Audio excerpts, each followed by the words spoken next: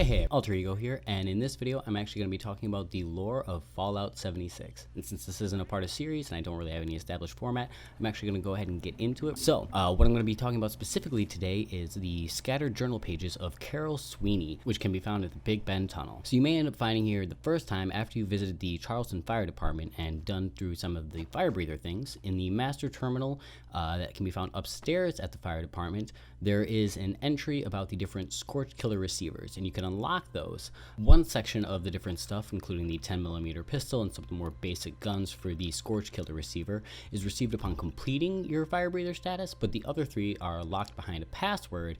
Each of those passwords is found on a different fire breather corpse, one at each entrance of the Big Bend Tunnel, yet outside the instance tunnel itself, and the third one is inside about halfway through. There's a little side passage, you get that last. So this is kind of how I ended up exploring Big Bend Tunnel. I ended up revisiting it a while later, and it's been something that I run through a lot just to kill massive amounts of Scorched. So I noticed these different scattered journal pages, and it wasn't until a lot later, close to when I stopped playing, that I started really getting interested in what lore there was. And these ones are interesting because it ends up giving different time frames of events happening throughout the time that the Vault 76 was still closed, but shortly after the bombs fell. The first page you'll actually come across is the scattered journal page number 6, and you'll also find that right next to Carol Sweeney's corpse. I'm actually going to start with scattered journal page 1. January 11th, 2083. I managed to find this half-blank journal on my way out of Pleasant Valley, and I know writing this is probably pointless, but I guess I needed someplace to explain myself. My name is Carol Sweeney, and I'm a part of the Cutthroats in Pleasant Valley. Well, I had to leave. What Thorpe did flooding Charleston, that was just wrong. And I know I'm no better. For the most part, I went along with him.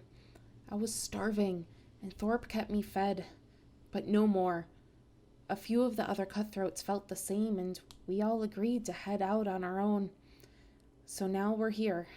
We used to hide around Big Ben's entrance and jump any unfortunate souls trying to use it for passage. It should be okay here. There's wilderness to live off of and enough around to scavenge. If need be, we can disappear into the tunnels. Like I said, I don't expect whatever god there is, or anyone for that matter, to see this and forgive me. But maybe if I manage to just survive here and live out the rest of my life in peace, I can try to forgive myself. So in that first page, you start off with the date of January 11th, 2083, and she introduces herself as Carol Sweeney, somebody who used to be a member of the Cutthroats back at Pleasant Valley. They're one of the raider gangs. And she talks then about the flooding in Charleston done by David Thorpe, which actually is a pretty big event in the timeline of Appalachia just after the bombs fell. This event happened in Christmas of 2082. And if you're interested in looking in more into that, I believe there is a holotape to be found just outside of the Morgantown airport. But mostly she just talks about how she was aware of Big Ben's entrance and how they entered it. So I'm pretty sure the camp that they have set up is actually just outside the western entrance of the Big Bend Tunnel. So our second journal entry follows up at November 13th, 2085. November 13th, 2085. If anyone else ever read this, they'd think I'd gone mad. But I know what I saw. A giant goddamn bat in the sky. About 2 months ago, the crew began making scavenge runs through the tunnels. We've actually gotten pretty good at navigating through them, and more often than not, we'd end up with a good haul. But given enough time, you get sick of a diet of nothing but rats. So we thought we'd check out the eastern exit near Watoga, even though it's quite a hike. The first thing we see is the damn bat flying out of a hole in the ground like it's something straight out of an issue of Astoundingly Awesome Tales. So I guess that ends our trips to Big Bend East. So she describes seeing a giant bat rise out of the ground, which in Fallout 76, those are the Scorch Beasts. So the Scorch Beasts are, you could say, carriers of the Scorch Plague, which is essentially your main antagonist throughout the story of Fallout 76. There are going to be spoilers. If you consider the ability to spoil Fallout 76, a lot of people don't consider there to be lore, but I actually found a lot of interesting stories throughout it, and it ended up being a little bit fun for me trying to play detective and find things and piece things together. So our following entry, the third one, is on May 3rd, 2088. May 3rd, 2088. Supplies have begun to dry up around the west exit, so we've had to search the east to make do. It's mostly been alright, but earlier this week, I almost got my head blown off by a guy dressed up as a tin can. Turns out they're some new militia unit. They call themselves the Brotherhood of Steel. Cheesy, but if it means we've got someone watching the other side of the tunnel, I can live with it. The head of command told me they've set up camp so they can watch for traffic entering the region. I asked her if she knew about the giant bats in the sky, and I was a bit off guard when she confidently stated, "That's why we're here."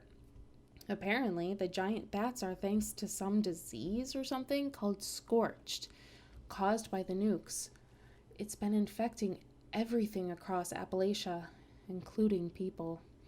But she says that they and the responders are doing everything they can to fight it.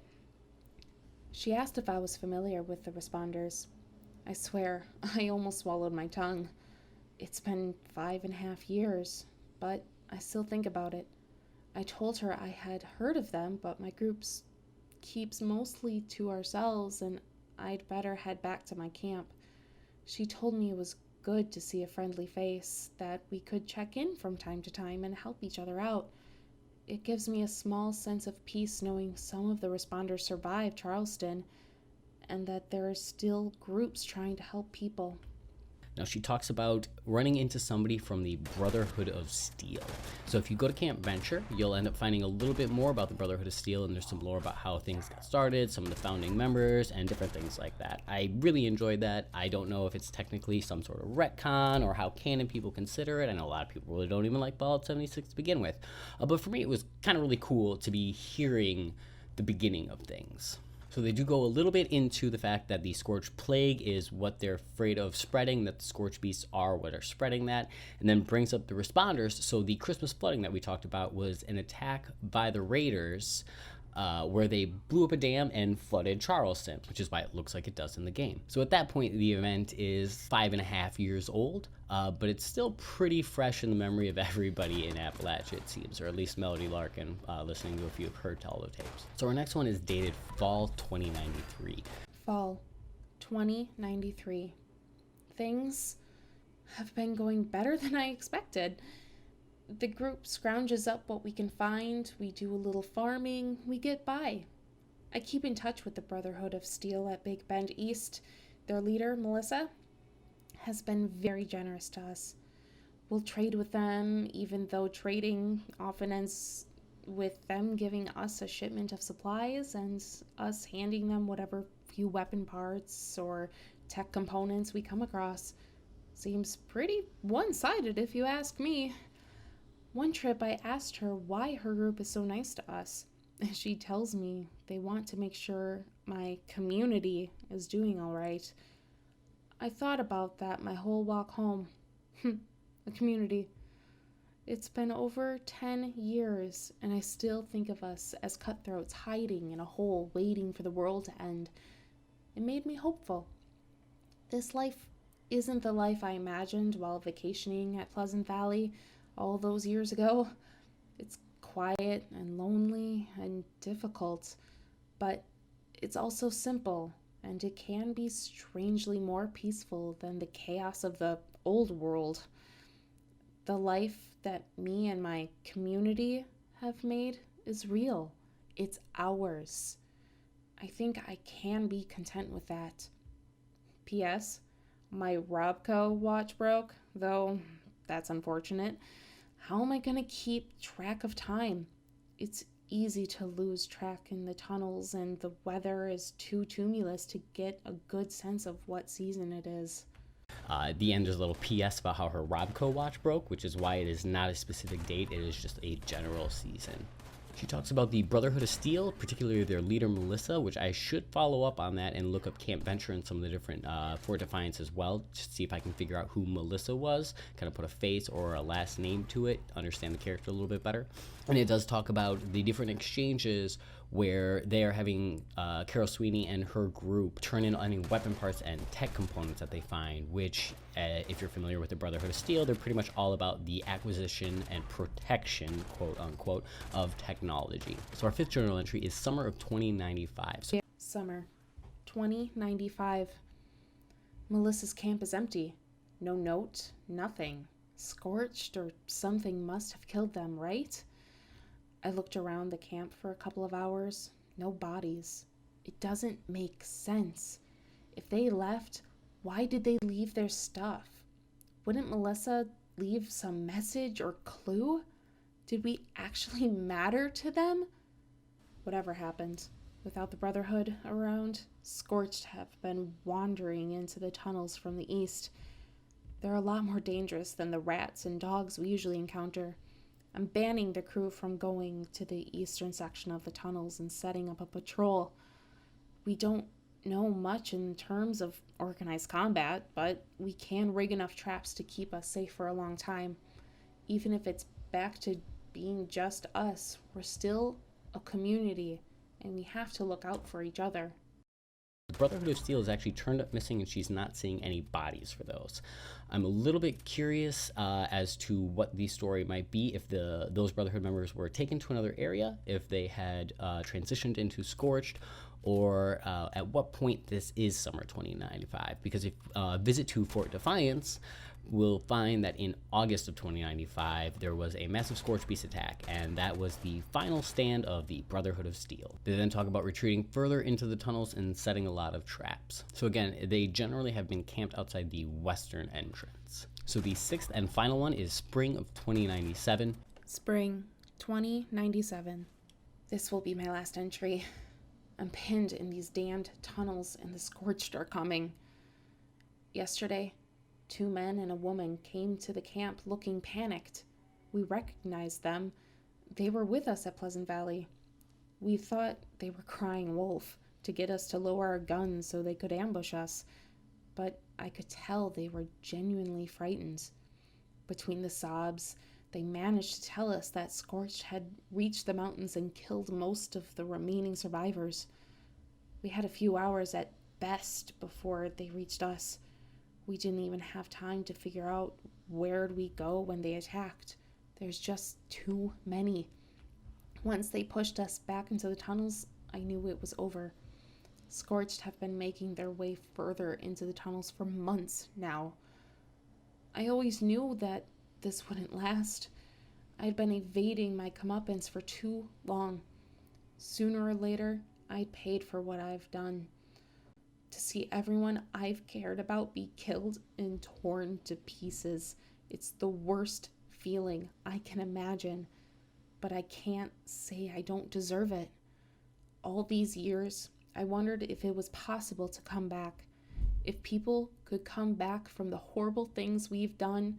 If I could come back from the horrible things I've done. For a couple of years there, I started to believe maybe it was, but it isn't. I can't come back from the things I did as a cutthroat. Humanity can't come back from nuking ourselves to hell. And now it seems we're all gonna die as a result of it. The rest of the world are laying in the beds they made. I guess it's time I do the same. So they talk about the 2 men and the woman who came to the camp were from Pleasant Valley, saying that everybody was wiped out. So potentially this would be the timeline to pin the fall of the different Raider factions, though I need to replay through the story to make sure I have all of the different lore and bits of information to try to piece together anything that I can as far as when and how the various Raider groups fell for the most part. So spring of 2097 is when the tunnel is finally being overrun. So the fire breathers end up having a mission to blow up the tunnel, which is why there are fire breather corpses found throughout it. So at that point, it makes me wonder when that mission would have occurred, because likely I don't get necessarily the impression that Carol Sweeney was still there when they were going to try to blow up the tunnels or eradicate the Scourge or do whatever their final objective was. So this one was a pretty simple one. I just wanted to focus on the more specific lore of the pages themselves and some of the things that they touched upon. I liked it because it ended up encompassing about 15 years of different points during after the bombs fell and before the vault opened. I would talk more about the Christmas flooding, but it's something that has a major impact on the story of Appalachia, so I think I'd rather wait for another time, maybe see if at some point I can put together a video specifically talking about that. Some of the other interesting points would be the different falls of the different factions. I'm still trying to work on putting a more specific time of year or even date to the fall of Morgantown Airport. There's a lot of different holotapes and journal entries, but not much of the information that you can find out there in the Wasteland has specific dates on it. In fact, for the first few of these journal pages, we got that. But in the last few, we just got a season. One of the things I'd also like to try to pin off of this is the Free States movement was residing in Harper's Ferry, and I believe Niraj Singh has a journal entry about how it was a 7-year project. So I'm still trying to pin down exactly when Harper's Ferry was attacked by a Scorch Beast. In fact, Derek Castle has a holotape that he left in the Morgantown Airport headquarters talking about the attack on Harper's Ferry, and he was a liaison between the two different groups. So all in all, I ended up finding that I liked a lot of the lore, or I liked the exploration of the lore in Fallout 76. And while a lot of people felt like the story didn't exist, I think it was just presented in a slightly different way. And for me, I personally enjoyed the fact that I wasn't the hero, courier, lone wanderer across the wasteland. I kind of liked being just another survivor to a certain degree. But there is a lot more to the story, and who knows, maybe I'll end up covering a little bit more of that in the future. It all depends, I guess, on how I feel after this video and in a couple weeks after I've kind of let it soak for a minute. But I guess that is all for it today, and I'll catch you around.